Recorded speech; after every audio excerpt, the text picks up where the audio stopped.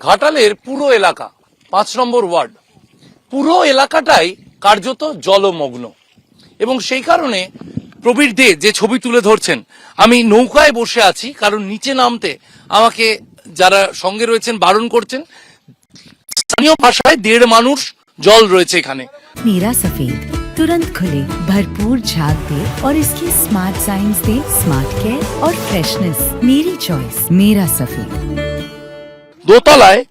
দোতলায় পর্যন্ত জল ঢুকে রয়েছে এবং এই এলাকা দেখে মনে হবে কোনো বড় নদীতে আমরা রয়েছি, কিন্তু কার্যত এই এলাকায় স্কুল রয়েছে, দোকানপাট রয়েছে, বাজার রয়েছে। নৌকা করেই কার্যত এ গ্রাম থেকে ও গ্রাম যেতে হচ্ছে, কারণ গ্রামকে গ্রাম প্লাবিত। এবং এই ছবিটা ঘাটালে নতুন কিছু নয়, কারণ প্রায় প্রতি বছরই ঘাটালে এই ছবিটাই দেখা যায়। আমি ক্যামেরা পার্সন প্রবীরকে বলবো মাথাটা নিচু করতে, কারণ তার আসছে। যে ছবি আমরা দেখালাম যে একেবারে বিদ্যুতের খুঁটি, এই সেই খুঁটি, হাই টেনশন তার পর্যন্ত জলের তলায় এবং ১.৫ মানুষ ২ মানুষ জল, স্থানীয় ভাষায় বলা হচ্ছে দোতলা বিভিন্ন বাড়ি, সেই দোতলায় পর্যন্ত জল পৌঁছে গিয়েছে। দোতলা জলমগ্ন এবং বিস্তীর্ণ এলাকা প্লাবিত। ঘাটালে বন্যার ছবিটা এরকমই, যে ছবিটা বদলায় না।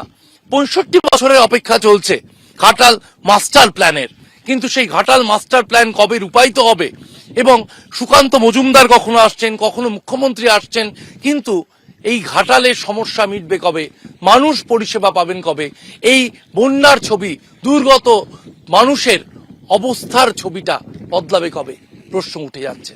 ক্যামেরায় প্রবীর দের সঙ্গে শিবাশিস মৌলিক, এবিপি আনন্দ। কখনো ডিভিসির জল ছাড়া, কখনো অতিবৃষ্টি, কারণ যাই হোক ঘাটাল প্রায় প্রতি বছরই জলমগ্ন হয়ে যায় এবং এই জলমগ্ন হওয়ার ছবিটা ঘাটালবাসীর কাছে নতুন কিছু নয়। এমনকি প্রতি বছর ঘাটাল থানার কর্মী আধিকারিকদের ৭ দিন, ১০ দিন, ১৫ দিন থানা ছেড়ে চলে যাওয়া, সেটাও নতুন কিছু নয়। তারা ডিউটিতে থাকেন, কিন্তু এই থানা ছেড়ে তাদের চলে যেতে হয় কখনো বেসরকারি লজে, কখনো বা কোনো মহানুভব ব্যক্তির বাড়িতে, কারণ সেখান থেকেই চলে থানা।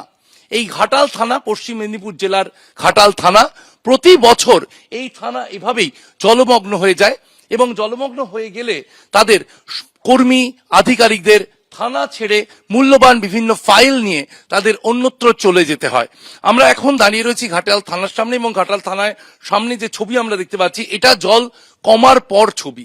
আমার মাথার ওপর প্রায় ৬ ইঞ্চি উপরে এখানে আমরা জলের দাগ দেখতে পাচ্ছি, এখনো ভিজে রয়েছে দেওয়ালটা। এই জলের দাগ পর্যন্ত জল উঠেছিল এবারে, অর্থাৎ এই দফায়।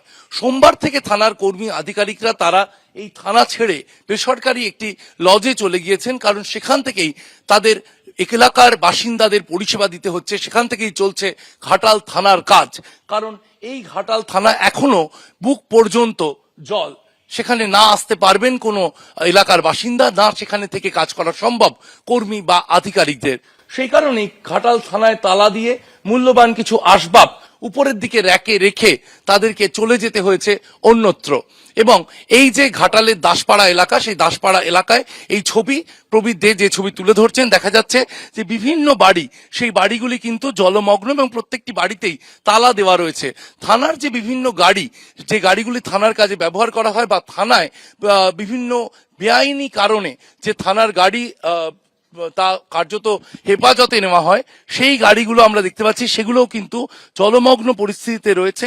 ম্যাটাডোর গাড়ি, তার প্রায় মাথা পর্যন্ত জল জমে রয়েছে এবং এলাকায় যে ছবি আমরা দেখতে পাচ্ছি, সেই ছবিতে কিন্তু এখনো আমরা দেখতে পাচ্ছি প্রায় বুক পর্যন্ত জল রয়েছে এবং বিভিন্ন গাড়ি, বিভিন্ন থানার যে মূল দরজা, থানার যে শৌচালয়, সবকিছুই কিন্তু আপাতত জলের তলায়। জল কবে কমবে বলতে পারছেন না এলাকার বাসিন্দারাও। কখনো ৭ দিন, কখনো ১০ দিন, কখনো বা ১ মাস এভাবেই জলমগ্ন থাকে ঘাটাল থানা। ক্যামেরায় প্রবীর দের সঙ্গে শিবাশিস মৌলিক, এবিপি আনন্দ, ঘাটাল।